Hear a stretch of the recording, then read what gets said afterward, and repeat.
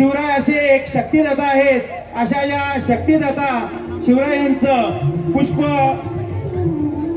शिवाजी महाराजांचे पिताची स्वराज्य संकल्पक शहाजी महाराज साहेब, या शहाजी महाराज मराठ्यांच्या घोड्यांच्या टापा या इथून तंजावर पर्यंत गेलेल्या होत्या आणि या घोड्यांच्या टापांनी जो पराक्रम आणि जो दरारा निर्माण केला होता, त्या दराऱ्यानं भल्या भल्यांची पाचावर धारण बसत होती. इतकंच कशाला, तर प्रतापगडाच्या पायथ्याची छत्रपती शिवाजी महाराजांनी पराक्रम गाजवल्यानंतर, अफजल खान गर्दीस मिळवल्यानंतर मराठ्यांच्या घोडे थेट धडकले नेताजी पालकरांच्या नेतृत्वाखाली ते विजापूरच्या सीमेवर. त्यावेळची परिस्थिती, आत्ताची परिस्थिती, दोन्ही गोष्टी वेगवेगळ्या आहेत. म्हणजे विचार करा परिस्थिती कशी बदलते. म्हणजे विजापूरमध्ये आदिलशाहीची राजधानी होती, बंगळूर ही स्वराज्य संकल्पक शहाजी महाराज साहेबांची राजधानी होती. तिकडे अफजल खान हा स्वराज्याचा घास घेण्यासाठी प्रतापगडावर गेला, प्रतापगडाच्या पायथ्याशी पोहोचला होता, जावळीच्या रानात पोहोचला होता. आजच्या भाषेत बोलायचं झालं तर सातारा जिल्ह्यात पोहोचला होता. आणि बंगळुरातून 25,000ची मराठा फौज ही विजापूरच्या दिशेनं रोखून उभी होती. ती स्वराज्य संकल्पक शहाजी महाराज साहेबांची उभी होती. काळ बदलतो, संदर्भ बदलतात, पण या मातीत असलेला हा पराक्रम आणि या मातीची, या मराठ्यांच्या पराक्रमाशी असलेली नाळ, ही नाळ बदलत नाही. आणि म्हणूनच जेव्हा काबूल ते बंगाल सल्तनत असलेला शहनशाह औरंगजेब जेव्हा चालून आला दख्खनेवर, तेव्हा पहिल्यांदा आक्रमण झालं ते स्वराज्यावर आक्रमण झालं. आणि हे स्वराज्यावर आक्रमण होत असताना आधी संभाजी महाराजांनी, छत्रपती संभाजी महाराजांनी पहिली जाणीव करून दिली. गोवळकोंड्याच्या कुतुबशहाला आणि विजापूरच्या आदिलशहाला फार मोठा बोध घेण्याची गोष्ट आहे. आधी जाणीव करून दिली की हे आक्रमण स्वराज्यावर नाही, हे आक्रमण दख्खनेवर आहे. आज जर आम्ही जात्यात असू तर उद्या तुम्ही सुपात असा. त्यामुळे स्वराज्याचा घास घेतला जर औरंगजेबानं, तर नंतर तो आदिलशाहीकडे वळणार आहे, नंतर तो कुतुबशाहीकडे वळणार आहे. घडलं तसंच. स्वराज्य रक्षक छत्रपती संभाजी महाराजांनी 8 वर्ष निकरानं लढा दिला, अशी झुंज दिली. शेवटी औरंगजेबानं कंटाळून आदिलशाहीकडे मोहरा वळवला आणि अवघ्या 6 महिन्याच्या कालखंडामध्ये आदिलशाही आणि कुतुबशाही औरंगजेबानं नेस्तनाबूत केली. आणि स्वराज्य लढत राहिलं, 18 वर्ष लढत राहिलं, राजा आघाडीवर नसताना लढत राहिलं. आणि शेवटी औरंगजेबाला शेवटचा श्वास हा दख्खनेतच घ्यावा लागला.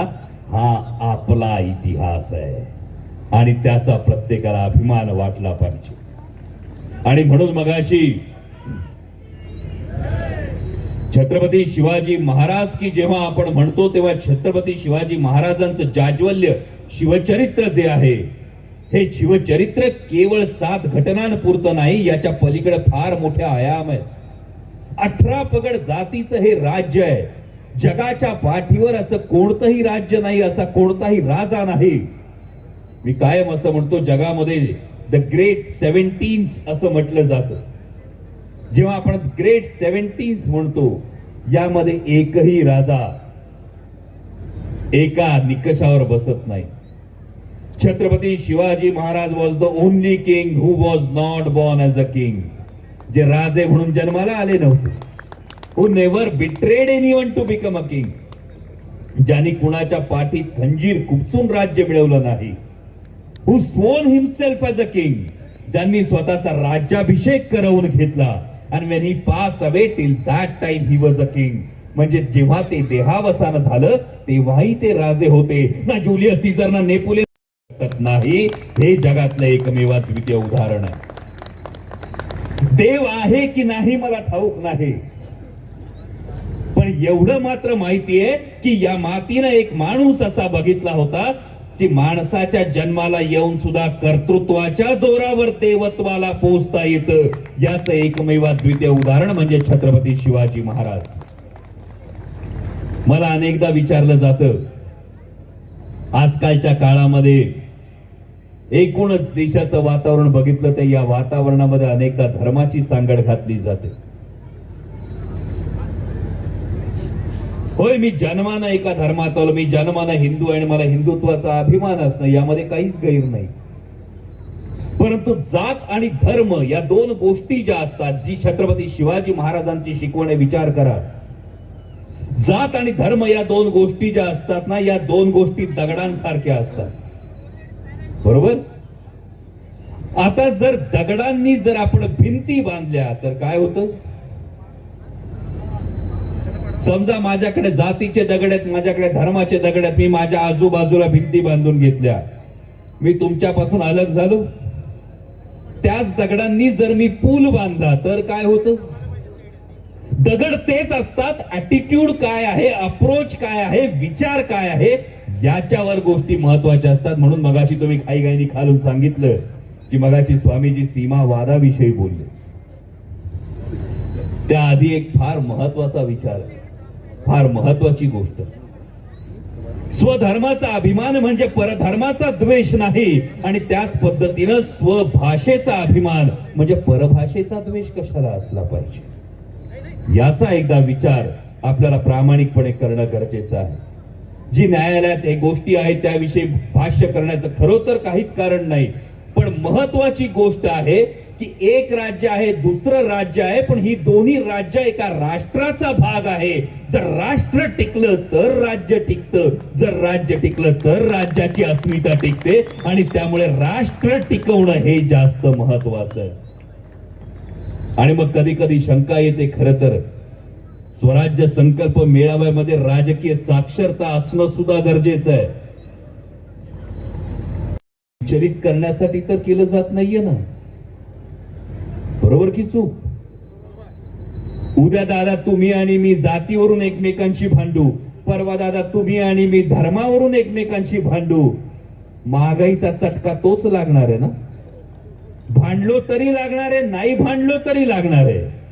उद्या भाषेवरून मी तुमच्याशी भांडतो, तुम्ही माझ्याशी भांडा, पण गॅसचा सिलेंडर माझ्या माता मावल्या सांगतील तुम्ही भांडताय याच्यावरून, पण गॅसच्या सिलेंडरच्या किमती कुठे चालल्यात, हा महागाईचा चटका कुठे आहे. म्हणजे मी कन्नड भाषिक असेल, नाही तर मी मराठी भाषिक असेल, मी कन्नड भाषिक किंवा मराठी भाषिक, यात बेरोजगारीची झळ दोघांनाही सारखीच बसते. त्यामुळे या राष्ट्रासमोरच्या ज्या गोष्टी आहेत याच्याकडे विचलित होऊ देऊ नका. आणि त्याच वेळी जी फार महत्वाची गोष्ट आहे, म्हणजे जेव्हा बेळगाव भागामध्ये आपण आहोत तेव्हा केवळ धर्माचं नाव घ्यायचं मात्र,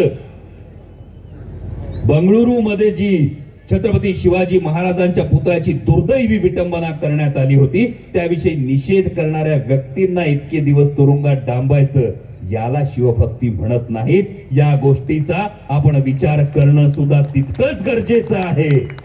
कारण छत्रपती शिवाजी महाराज म्हणजे 18 पगड जातीचं राज्य, जसं सुरुवातीला म्हणाल. जे छत्रपती शिवाजी महाराजांचं अष्टप्रधान मंडळ बघितलं तर 18 पगड जाती जेव्हा एकत्र येतात तेव्हा या एकत्र येणाऱ्या जातींना एकत्र आणून एका विधायक कार्यासाठी गुंफलं, ते स्वराज्यामध्ये गुंफलं. आणि जेव्हा आपण स्वराज्य संकल्प करतो तेव्हा राष्ट्र प्रथम ही संकल्पना फार महत्वाची असते. कारण माझ्याकडे पर्याय असतो, मी अमुक जातीत, अमुक धर्मात, अमुक पंथात, अमुक प्रांतात जन्माला आलो, याचा न्यूनगंड किंवा अहंकार बाळगेल. बरोबर, हा एक पर्याय. मी अमुक जातीत, अमुक पंथात, अमुक प्रांतात जन्माला आलो, याचा मी न्यूनगंड किंवा अहंकार बाळगीन, हा एक पर्याय असतो. आणि माझ्याकडचा दुसरा पर्याय असतो, मी कोणत्याही जातीत, कोणत्याही धर्मात, कोणत्याही पंथात, कोणत्याही प्रांतात जन्माला आलो तरी सुद्धा माझ्या कर्तृत्वानं माझं व्यक्तिमत्व अशा उंचीवर नेऊन ठेवीन की माझा माझ्या जातीला, माझा माझ्या पंथाला, माझा माझ्या प्रांताला, माझा माझ्या धर्माला आणि माझा माझ्या राष्ट्राला अभिमान वाटला पाहिजे. कुठला पर्याय निवडा? जर संयुक्तिकपणा दुसरा असेल, म्हणजे मगाशी आपण वादाचा विचार केला, मी कायम सांगतो, ज्ञानोबा माऊलींनी सांगितले, माझी या मराठीचे किती बोलू कौतुके, परी अमृतातेही पैजा जिंके. होय, माझी मातृभाषा आहे, मला अभिमान असला पाहिजे, मी अभिमान बाळगणार. पण त्यासाठी द्वेष करणं त्यासाठी दुसऱ्या भाषेचा द्वेष करणं. ज्या अभिमानानं मी मराठी विषयी बोलतोय त्यावेळी माझ्या बाजूला जर इथे कन्नड भाषिक असेल तर तो कन्नड भाषिक त्याच्या मातृभाषेविषयी त्याच अभिमानानं बोलू द्या. जेव्हा आपली भाषा ही अंगीकारायची, आपल्या भाषेचा हा अभिमान बाळगायचा, तो अभिमान हा जरूर असावा. पण तो अतिरेकी अभिमान जर झाला तर कुठेतरी अकारण वाद होतात. कारण मला आठवतं, याविषयी जो कोणी वाद घालत असेल त्यांनी फक्त एकदा आठवावं, जेव्हा राहुल द्रविड क्रिकेट खेळत होते, आता कोच आहे, राहुल द्रविड आणि व्हीव्हीएस लक्ष्मणनी ऑस्ट्रेलियाची एक टेस्ट मॅच, अशक्य टेस्ट मॅच वाचवली. आठवते की ते राहुल द्रविड आणि व्हीव्हीएस लक्ष्मण या दोन क्रिकेटर्सनी ही मॅच वाचवली. त्या दिवशी राहुल द्रविड कर्नाटकचे होते का की भारताचे होते? त्या दिवशी जी टाळी वाजवली ती कर्नाटकचा खेळाडू खेळतो म्हणून वाजवली की भारताचा खेळाडू खेळतो म्हणून वाजवली?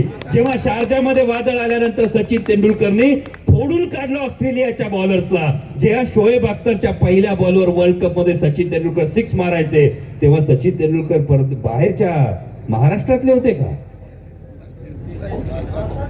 हा, भारताचे होते. आता पोलराइज वातावरणात मी कायम हा प्रश्न विचारतो, याच गोष्टीने विचार करा. पुढे वर्ल्ड कप आहे,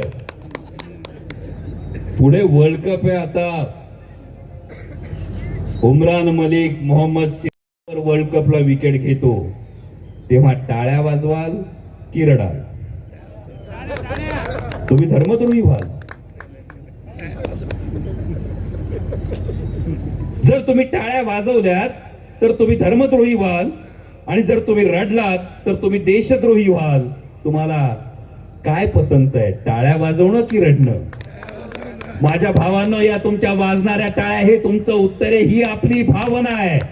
कारण मी जन्माला येताना कुठेच एंट्रन्स एक्झाम देऊन नाही आलोय. मी एक वाक्य फार जाणीवपूर्वक वापरलं या स्वराज्य संकल्प मेळाव्यामध्ये. तुमच्या माझ्यापैकी कोणालाही आठवत नसेल, कुणाला आठवत असेल तर आवर्जून सांगा. जन्माला यायच्या आधी मी एंट्रन्स एक्झाम देत होतो की मला 90% मार्क पडले तर या समाजात जन्माला घाल, मला 95% मार्क पडले तर या समाजात जन्माला घाल, मला 70% मार्क पडले तर या समाजात जन्माला घाल. कुणाला आठवतंय? म्हणजे ज्या घरात आपण जन्माला आलो त्या जन्माला येत असण्यामध्ये आपलं काही कर्तृत्व आहे? आपण जे जन्माला आलो ते एंट्रन्स देऊन जर आलोच नाही तर महत्वाचं आहे की आयुष्य म्हणजे काय? ज्या माझ्या छत्रपतींनी शिकवलं, छत्रपती शिवाजी महाराजांचं आयुष्य अवघ्या 53 वर्षाचं, छत्रपती संभाजी महाराजांचं आयुष्य अवघ्या 32 वर्षाचं, आणि केवळ एवढं आयुष्य असताना सुद्धा केवळ 82 वर्षांचं आयुष्य दोघांचं मिळून जरी कॅल्क्युलेट केलं तरी विचार करा, अवघं 32 वर्षांचं छत्रपती संभाजी महाराजांचं आयुष्य, अवघं जेमते 50-53 वर्षांचं छत्रपती शिवाजी महाराजांचं आयुष्य, आणि एवढं असल्यानंतर सुद्धा 350 वर्षांनंतर त्यांचे विचार ऐकण्यासाठी आपण एवढ्या थंडीमध्ये येऊन बसतो. याचं कारण काय? याचं कारण काय तर आयुष्याचा अर्थ त्यांना समजला. जन्माला आल्यानंतर घेतलेल्या पहिल्या श्वासापासून ते शेवटचा श्वास सोडण्यापर्यंत जे असतं त्यालाच आयुष्य म्हणतात. त्याच्या आधी काय झालं मला माहित नाही, त्याच्या नंतर काय होणार मला माहित नाही, पण या 2 श्वासांमधल्या अंतरामध्ये असं काहीतरी करून जा की तुमचा तुमच्या कुटुंबाला, तुमचा तुमच्या समाजाला, तुमचा तुमच्या राष्ट्राला अभिमान वाटेल, आणि माणसाच्या जन्माला येऊन सुद्धा कर्तृत्वाच्या जोरावर देवत्वाला पोहोचता येतं. हे उदाहरण त्यांनी घालून दिलं. आणि म्हणून मी कायम असं म्हणतो की हा संकल्प करत असताना, छत्रपती शिवाजी महाराजांचं नाव घेत असताना या सगळ्या गोष्टींचा विचार करणं गरजेचं आहे. म्हणजे मला चिठ्ठी आली आहे ती म्हणजे रायप्पा महार यांचे वंशज इथे उपस्थित आहेत, आणि मी मनापासून अभिवादन करतो तुम्हाला, कारण छत्रपती संभाजी महाराजांची सावली सारखी पाठराखण करणारे, म्हणजे जी एक गोष्ट आहे त्यामध्ये रानडुकराच्या शिकारीसाठी छत्रपती संभाजी महाराज गेले होते आणि संभाजी महाराजांचं थोडंसं लक्ष नव्हतं, अशा वेळी अचानक संभाजी महाराजांना वाचवण्यासाठी स्वतःची मांडी ही फोडून घेणारे रायप्पा महाराजांनी ही फार मोठी कामगिरी स्वराज्यासाठी केली. आणि ही कामगिरी करत असताना कोणीही हा विचार केला नाही मी कुठल्या जातीत, कुठल्या धर्मात, कुठल्या पंथात जन्माला आलोय. प्रत्येकासमोर एक ध्येय होतं, कारण वरवंटा फिरत होता संपूर्ण या आपल्या भागावरून दख्खन गरजेचं होतं. मी मगाशी म्हणालो की स्वराज्य अस्तित्वात आलं म्हणजे काय झालं. यासाठी सगळ्यात महत्वाची गोष्ट अशी घडली ती म्हणजे राज्याभिषेक सोहळा झाला. आता छत्रपती शिवाजी महाराजांचा राज्याभिषेक हा राज्याभिषेक म्हणजे फक्त सोहळा नव्हता, जर बारकाईनं बघितलं तर ती सामाजिक क्रांती होती. म्हणजे असं म्हणतो आपण की छत्रपती शिवाजी महाराजांनी हिंदवी स्वराज्याची निर्मिती केली. खरं का? हो, हिंदवी स्वराज्याची निर्मिती केली. पण ती करत असताना उगाच कर्मकांडाला आणि राष्ट्र रक्षणासाठी बाधक असलेल्या गोष्टींना महाराजांनी कधीही थारा दिला नाही. ही वस्तुस्थिती आहे. विचार करा, तत्कालीन धर्मामध्ये मी कायम असं म्हणतो की जेव्हा राज्याभिषेक सोहळा झाला, तो राज्याभिषेक सोहळा होत असताना हा राज्याभिषेक करावा की नाही हा प्रत्येकाला संभ्रम होता. काशीच्या गागाभट्टांना आणावं लागलं. याची दोन कारणं लोक सांगतात. एक कारण असं आहे की एतद देशीय जे ब्रह्मवृंद होते त्यांनी या राज्याभिषेकाला नकार दिला. त्याचं दुसरं कारण असं असू शकतो. तो नकार का दिला असेल तर राज्याभिषेक का आणि कसा करायचा हा विधीच अनेक वर्ष ठाऊक नव्हता. जवळपास 1000 वर्ष विधी ठाऊक नव्हता. म्हणजे 350 वर्ष आधी 12व्या शतकामध्ये जेव्हा देवगिरीचं यादवांचं साम्राज्य बुडालं त्यानंतर 350 वर्ष या महाराष्ट्राला हा विधी ठाऊक नव्हता, कारण कोणी राजा झालाच नव्हता.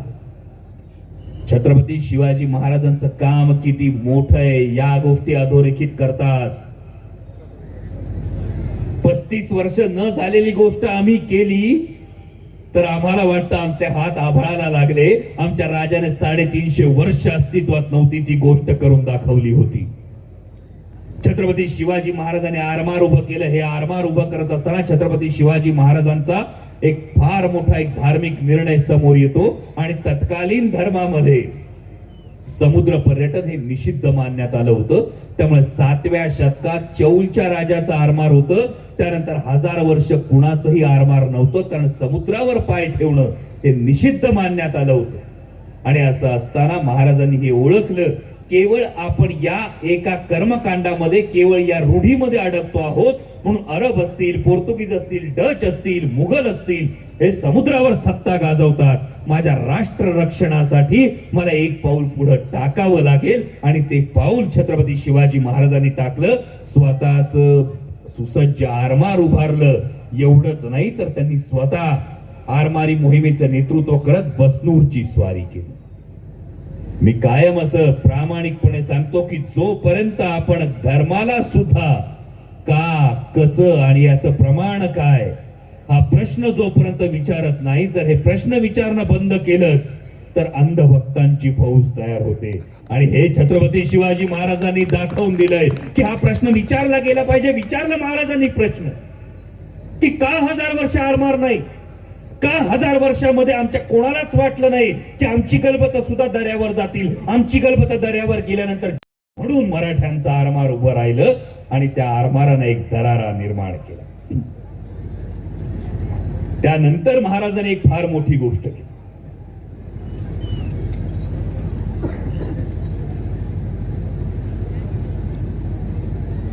एक फार मोठी गोष्ट राज्याभिषेकाच्या वेळी तुम्ही किती जणांनी नोटीस केली मला ठाऊक नाही. मी जेव्हा राजा शिव छत्रपती मालिकेचं चित्रीकरण करत होतो तेव्हा तो फोटो काढताना मला एक गोष्ट जाणवली.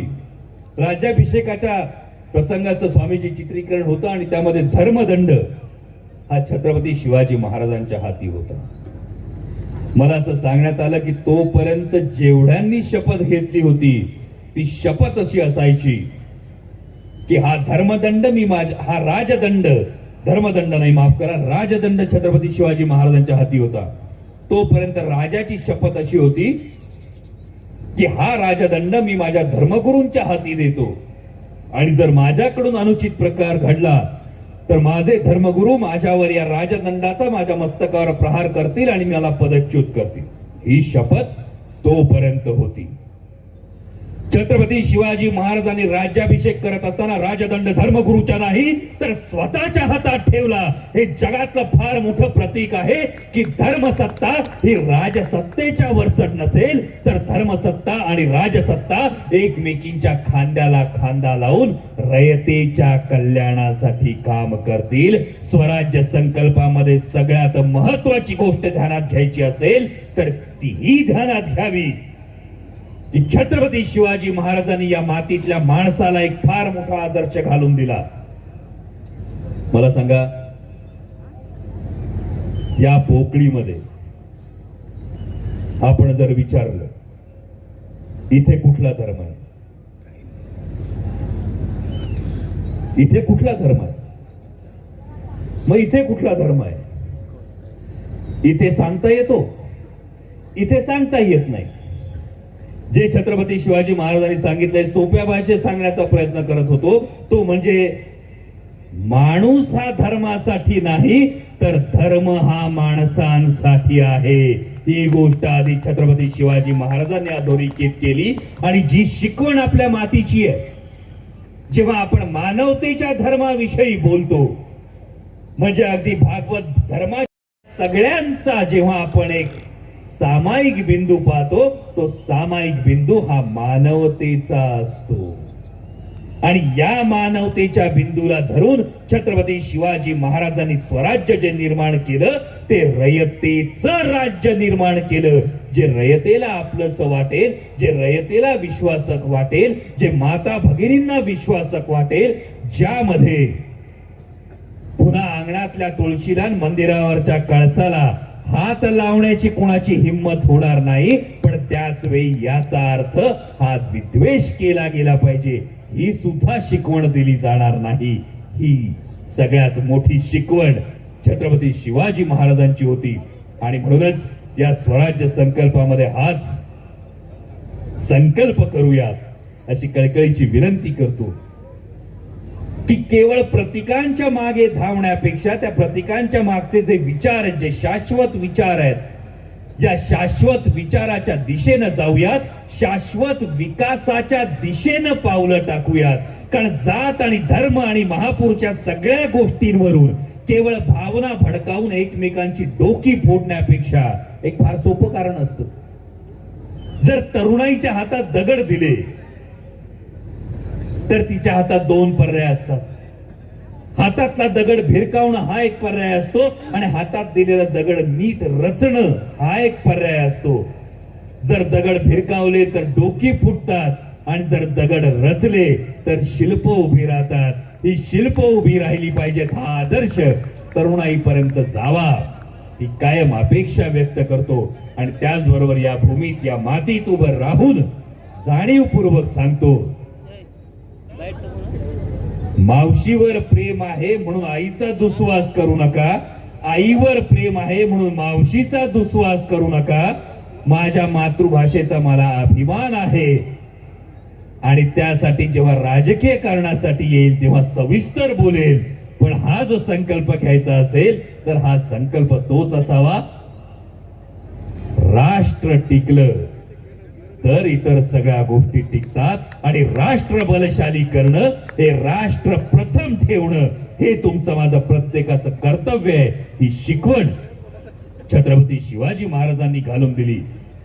माती, माता आणि मातृभूमी यांची सेवा करणं, तिचं रक्षण करणं आणि माती, माता आणि मातृभूमीसाठी सर्वस्वपणाला लावण्याचं जर कोणी प्रतीक करून दिलं असेल तर ते छत्रपती संभाजी महाराजांनी करून दिलं. आणि या प्रेरणा एकमेकांची डोकी फोडण्यापेक्षा एकमेकाच्या खांद्याला खांदा लावण्याची प्रेरणा आपण छत्रपती शिवाजी महाराजांच्या स्वराज्यापासून घेऊ. हीच स्वराज्य संकल्पाचं सार असावं अशी अपेक्षा व्यक्त करतो. इतक्या दूरवरून इतकं प्रेम करत तुम्ही बोलावलं त्याबद्दल मी बहुजन समाज यमकर मंडी मतदारसंघ, जारकिहोळी साहेब, राहुलजी, सर्व आयोजक, कडोलीचे सगळे ग्रामस्थ, आपणा सर्वांचं मी मनापासून आभार मानतो. कारण प्रेम आणि शिवभक्ती या दोन्हीची भाषा आहे या भाषेला कोणतीही सीमा अडवू शकत नाही. मग ती जमिनीवर मारलेली रेष असो किंवा भाषा असो, कोणतीही सीमा अडवू शकत नाही. तुम्ही पुन्हा एकदा सिद्ध केलं, त्याबद्दल तुमचा मनापासून आभार मानतो. धन्यवाद. जय शिवराय.